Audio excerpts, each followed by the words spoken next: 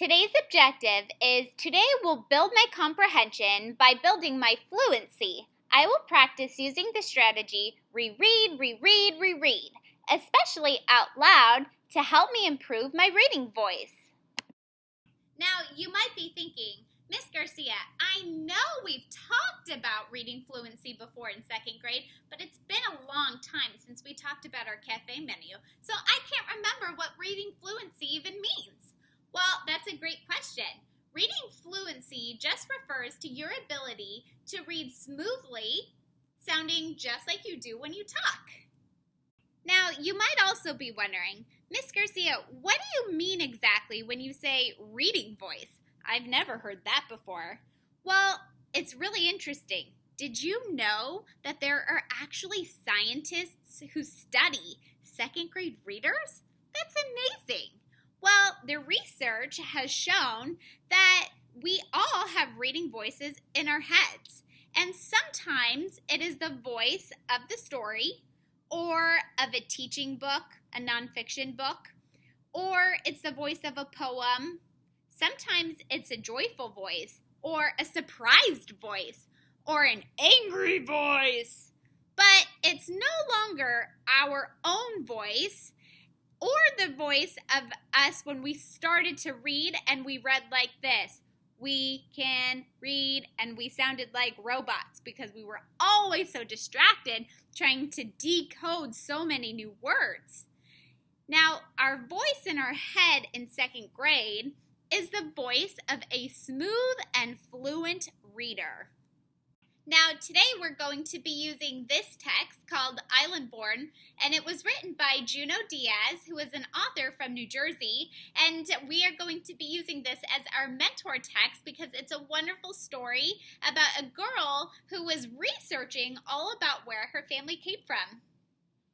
As I read this page from our mentor text, I'm going to listen very closely to my reading voice, and I want for you to do the same thing. Think about, what are you noticing about my voice as I read it? Do I make any mistakes? Do I get stuck on any words? Do I skip over any words? Could I go back and reread this so that it sounds even better a second time? I have the hard copy of the text in front of me, so I'm actually going to read the same page that you're seeing on the screen, but I'm going to read it directly from the book. That way my eyes can see it a little bit more clearly. But follow along on your screen. Mr. Muir looked up from the contraption he was fixing. Your grandma says you've been interviewing people about the island. Lola nodded nervously. Yes, sir, it's for a class assignment. What have you been told? She flipped through her sketches. Bat blankets, more music than air, fruit that makes you cry, beach poems, and a hurricane like a wolf. I see, Mr. Muir said. So no one told you about the monster. Lola's eyes got wide. She shook her head no. Even those who know don't always want to talk about him. Mr. Muir turned toward the old worn map he had of the island. Our island has always been a beautiful place. It was when I was your age and it is today. But even the most beautiful places can attract a monster. A long time ago, long before you were born, that's exactly what happened. A monster fell upon our poor island. For once, Lola's pencil didn't move. Now, that was the first time I read through that text, and I noticed a few different observations. I noticed that my pace didn't sound quite right. It wasn't super speed, fast, and it wasn't a turtle's pace, but it didn't sound quite right. I also made some errors, and at least I remembered to go back and reread because that's what great readers do. But when I'm working on my fluency and I'm trying to build my comprehension, I definitely want to make sure that I eliminate those errors as much as possible. I also skipped over an entire word. That's a big problem in reading because if I skip over an entire word, it might completely change the whole message of the book. So I never want to skip over a word, and if I do, I need to notice and go back and fix that up. I also noticed one last really important thing. It didn't have much expression in my voice. It didn't sound very robotic as I was reading, but it also didn't sound very exciting or interesting either. So I need to go back and reread this same text a second time, and I'm going to try to fix up some of these problems that I had the first time. I want for you to listen really closely to see if I can fix it up and make myself sound more fluent. As I am rereading this text, I want for you to follow along on the screen and see if you can do the same. Now, just like last time, I have the hard copy in front of me so that my eyes don't have to work so hard to look at the screen closely. But as I read along on this page, I want for you to follow the words on the screen so that you can keep in mind, am I making my voice better? Am I reading with more expression? Am I showing what's happening in the book with my voice? Because that's what great readers do. All right, let's see. Mr. Muir looked up from the contraption he was fixing. Your grandma says you've been interviewing people about the island. Lola nodded nervously. Yes, sir. It is for a class assignment. What have they told you? She flipped through her sketches. Bat blankets, more music than air, fruit that makes you cry, beach poems, and a hurricane like a wolf. I see, Mr. Muir said. So, no one told you about the monster. Lola's eyes got wide. She shook her head no. Even those who know don't always want to talk about him. Mr. Muir turned toward the old worn map he had of the island. Our island has always been a beautiful place. It was when I was your age, and it is today. But even the most beautiful places can attract a monster. A long time ago, long before you were even born, that's exactly what happened. A monster fell upon our poor island. For once, Lola's pencil didn't move. Now, as I reread this a second time, I tried to insert myself into this page as though I was a character in this book. So, in this part of the story, there are two characters that we're reading about. We're reading about Lola, and we're reading about Mr. Muir. Now, I tried to start with Lola, and I thought about, what is Lola's situation? Well, she's trying to do some research about where her family came from, and thinking about how Lola might feel in this moment about the things that Mr. Muir is sharing with her. She might feel worried. She might feel surprised. I don't think she feels particularly happy or excited about what she's learning about her country's history. She might be very interested, and so I tried to use all of that information to help guide me in my reading voice. And for Mr. Muir, I was thinking about, what is he saying? And how might he be feeling? Does he think that what happened in his country and the memories that he's sharing with Lola are happy ones? Or are they kind of upsetting and dark memories for him to recall? And so I tried to use that and those feelings that Mr. Muir might be having to guide my voice for Mr. Muir as I read for him out loud.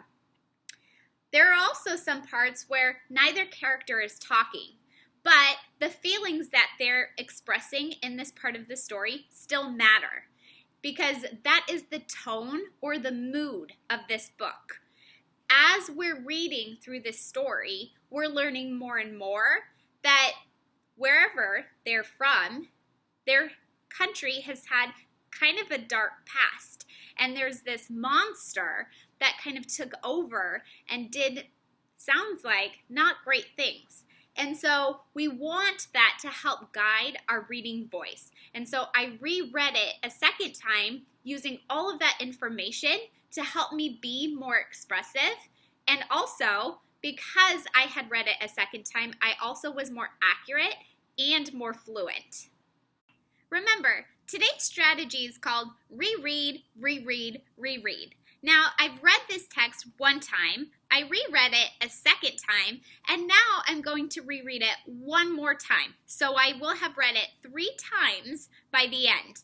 And remember, the reason why we reread, reread and reread is because it helps us build our fluency. When we see the same words many times, we make less mistakes, we make less unexpected pauses, we pay closer attention to how the author meant for us to read it, and we can think about the characters and what's happening in the story, and we can use that information to guide our reading voices. So I'm going to read this same page one more time, and I want for you to follow along on your screen to see, do I sound a lot more fluent? Let's check it out. Mr. Muir looked up from the contraption he was fixing. Your grandma says you've been interviewing people about the island. Lola nodded nervously. Yes, sir. It's for a class assignment. What have they told you? She flipped through her sketches. Bat blankets, more music than air, fruit that makes you cry, beach poems, and a hurricane like a wolf. I see, Mr. Muir said. So, no one told you about the monster. Lola's eyes got wide. She shook her head no. Even those who know don't always want to talk about him. Mr. Muir turned toward the old worn map he had of the island. Our island has always been a beautiful place. It was when I was your age, and it is today. But even the most beautiful places can attract a monster. A long time ago, long before you were born. That's exactly what happened. A monster fell upon our poor island. For once, Lola's pencil didn't move. I'm doing a silent cheer because I made a lot of observations about how I improved my third reading. Well, one thing that I noticed that I improved was my accuracy. I didn't get stuck on any words, I didn't make any mistakes, and I didn't skip over any words at all. I also remembered to use the author's punctuation included in the text to let me know when to pause, when to take a deep breath, when a character was talking, how to say something. Should I say it in an excited way? Should I say it in a sad way? Should I phrase it as a question? And so my accuracy was really strong this time around. I also noticed one thing I improved was my expression. You could tell just from listening to my voice how the characters were feeling in this part of the story, and you could also get a sense of the mood. So overall, by my third time reading this same text, you could see that I did a lot of growing.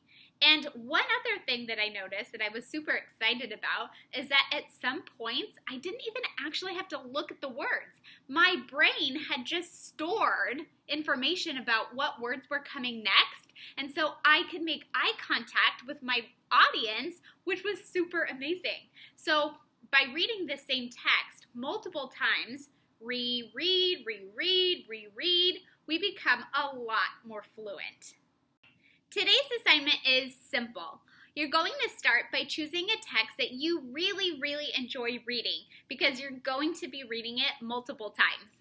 Now, you might choose a nonfiction book, you might choose a fiction book. It could be a book that you have lying around your home. It could be a book that you have on Res Kids that you discovered that you really enjoyed. It might be a book that you borrowed from a friend.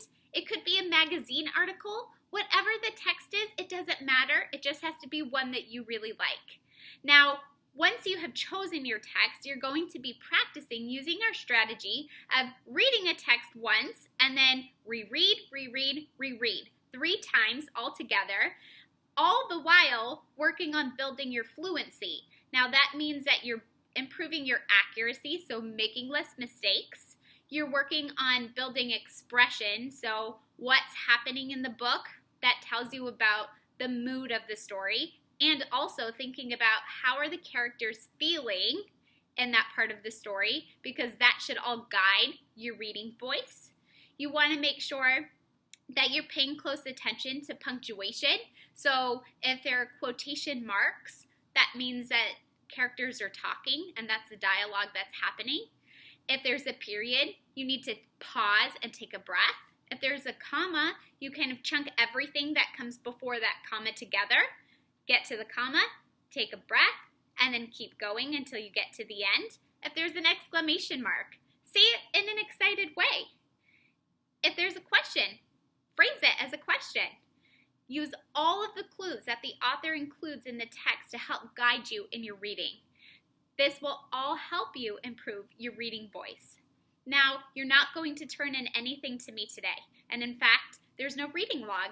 So all you're going to do is I'm relying on you to practice this strategy 3 times, and then at office hours this week, feel free to pop in and share your text with me.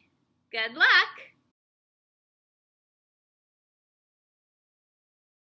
Before you go, I have a couple of tips. Tip 1 is to find a family member or a friend nearby who can listen to you read out loud. And as you're practicing read, reread, reread, reread, you can ask that person for feedback. So they might say, whoa, you read really fast that time. You need to slow down just a little bit. Or they might say, I noticed you read right through every single period and you didn't take any breaths ever. So you need to pay attention to punctuation. Getting feedback from another person is always super helpful. But if there's no one around to help you, you're actually in a better position because this is my best suggestion. I recommend using a device. It could be a phone, it could be an iPad, it could be your computer. Whatever device works for you will totally work fine.